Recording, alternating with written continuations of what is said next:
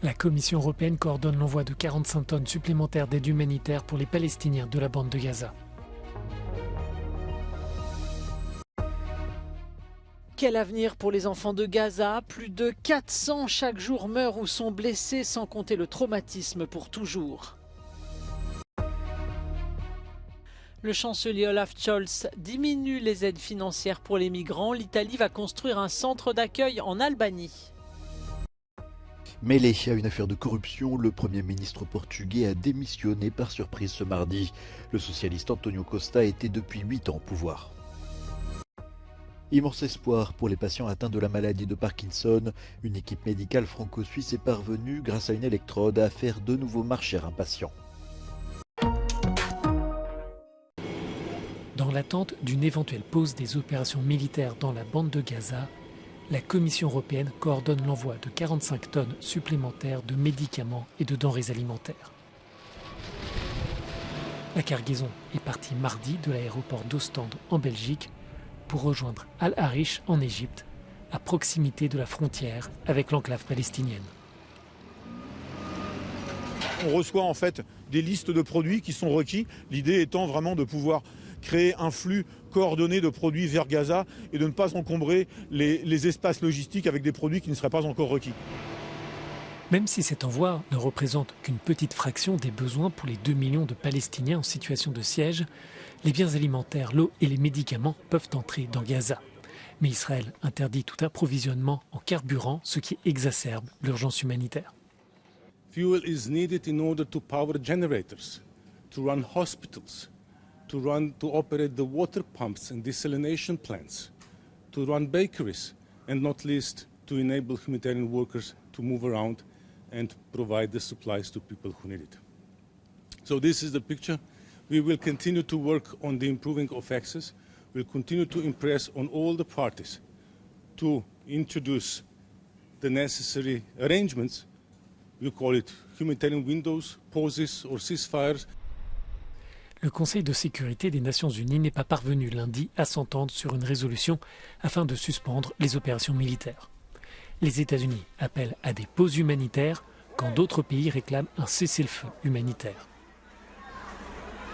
Les agences de l'ONU et les ONG demandent d'ouvrir les frontières du côté israélien car en l'état actuel, l'aide ne parvient pas jusqu'au nord de la bande de Gaza. They need access to humanitarian assistance as much as in the south. And with a blockade on fuel, this is a major challenge of whether or not the trucks can move from the south to the north. This is why unhindered, continuous flow of assistance is the most critical here, because we're not talking about just past the border, we're talking all the way through Gaza. En tout, 8 vols humanitaires ont eu lieu au cours des dernières semaines pour aider les Palestiniens de Gaza. 320 tonnes de fournitures ont ainsi pu être transportées et marquent aussi la fin d'une première phase de l'aide d'urgence. Des vols supplémentaires sont en préparation. Ils devraient avoir lieu dans les prochaines semaines, selon le commissaire européen.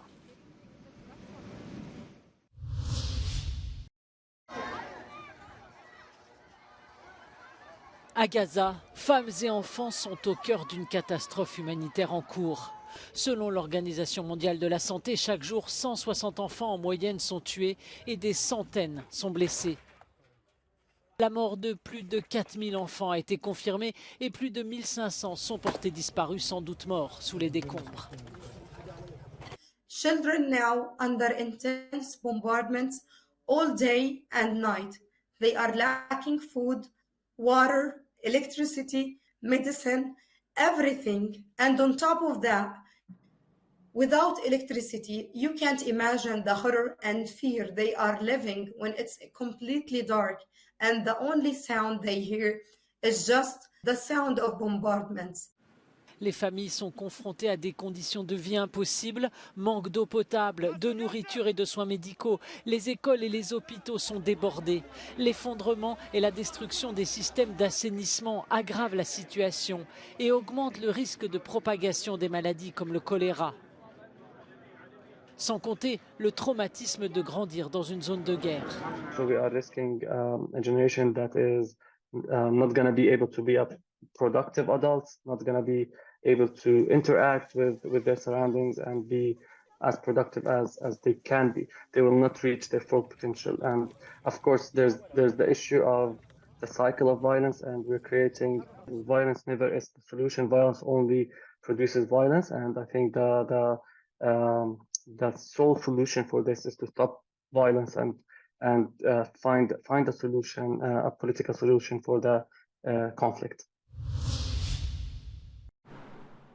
L'Allemagne cherche à freiner l'immigration sur son territoire. Le chancelier Olaf Scholz et les gouverneurs des Länder ont entamé de longues négociations. Le gouvernement fédéral va plus aider les États régionaux. L'argent donné aux migrants va quant à lui diminuer. Unser gemeinsames Ziel ist es, diese irreguläre Migration zurückzudrängen. Klar ist, wir brauchen einen besseren Schutz der europäischen Außengrenzen und wir brauchen eine solidarische Verteilung in Europa. Deshalb ist es auch notwendig, dass wir alles dafür tun, dass wir diejenigen, die nicht bleiben können, einfacher zurückführen können, als es heute der Fall ist. Eine unverzichtbare Voraussetzung dafür sind Migrationsabkommen mit den Herkunftsländern, mit Transitländern. L'Italie, de son côté, va ouvrir en Albanie 2 centres d'accueil pour les migrants sauvés en Méditerranée, un projet dénoncé par les activistes communes déportation.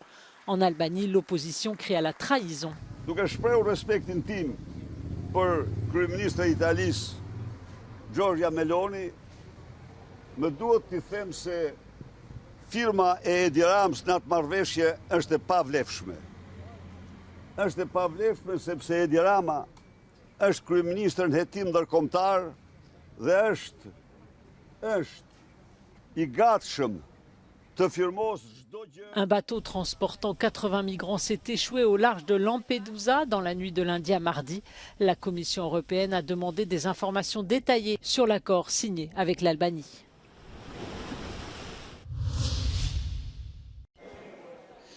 C'est un coup de tonnerre dans le paysage politique portugais.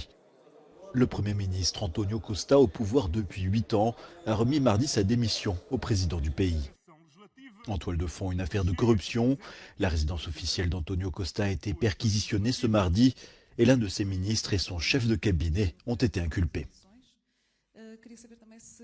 Meu entendimento que a dignidade das funções de primeiro-ministro não é compatível com qualquer suspeição sobre a sua integridade, a sua boa conduta e menos ainda com a suspeita de prática de qualquer ato criminal. Por isso, nesta circunstância, obviamente, apresentei a minha demissão a Sua Excelência, o Sr. Presidente da República. L'affaire porte selon le parquet sur des soupçons de malversation, corruption et trafic d'influence dans le cadre de l'attribution de licences d'exploration de lithium et de production d'hydrogène sur plusieurs projets à travers le pays. Soupçonné d'être lui-même intervenu pour, je cite, débloquer des procédures, le désormais ancien Premier ministre fera l'objet d'une enquête séparée.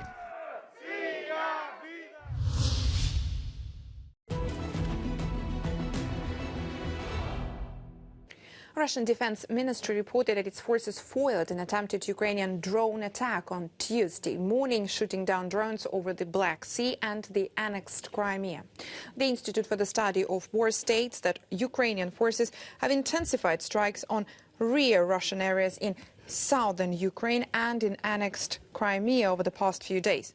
Geolocated footage from the 4th of November confirms that Ukrainian forces hit the Russian Askold missile carrier, a Kirkuk-class corvette that the Russian Black Sea Fleet launched in 2021 at the Zaliv shipyard in Kerch, east of Crimea.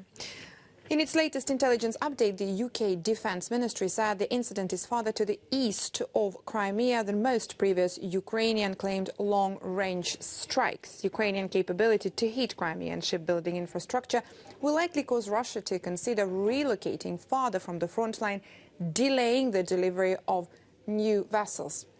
After a series of Ukrainian attacks in September, Russia has been relocating some naval ships from the main base in Sevastopol in annexed Crimea further east to Novorossiysk, there it is in Russian Krasnodar region, and to another location in southeastern Crimea, to Feodosia, there it is.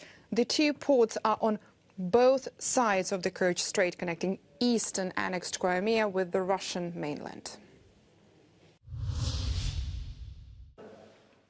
C'est un formidable espoir pour les patients qui ont perdu leur mobilité à cause d'une maladie neurologique. Une équipe de chercheurs franco-suisses a implanté des électrodes sur la moelle épinière d'un patient handicapé par la maladie de Parkinson. L'homme de 63 ans a pu retrouver l'usage de ses jambes. On a mis des électrodes sur la région de la moelle épinière qui contrôle les jambes. Et pour ça, il a fallu les positionner de façon très précise pour activer chacun des muscles des jambes symétriquement. Et puis on a lié ces électrodes à un stimulateur, une forme de pacemaker qu'on peut programmer depuis l'extérieur, donc tout est sous la peau.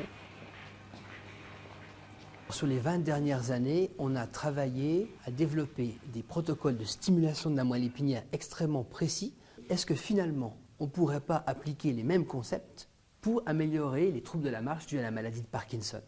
Finalement, on a une moelle épinière qui est intacte et qui ne reçoit plus d'informations du cerveau. Marc est atteint depuis une trentaine d'années par la maladie de Parkinson. Il y a encore quelques mois, il parvenait à peine à marcher. Ça me rend autonome, ça me permet d'aller faire des courses, ça me permet d'aller voir des magasins. Maintenant, c'est quand même autre chose. Je retrouve une vie normale, là je suis parti au Brésil, pour aller se balader. Reprendre un semblant de vie normale, une immense victoire pour Marc et un espoir aussi grand pour des millions de malades.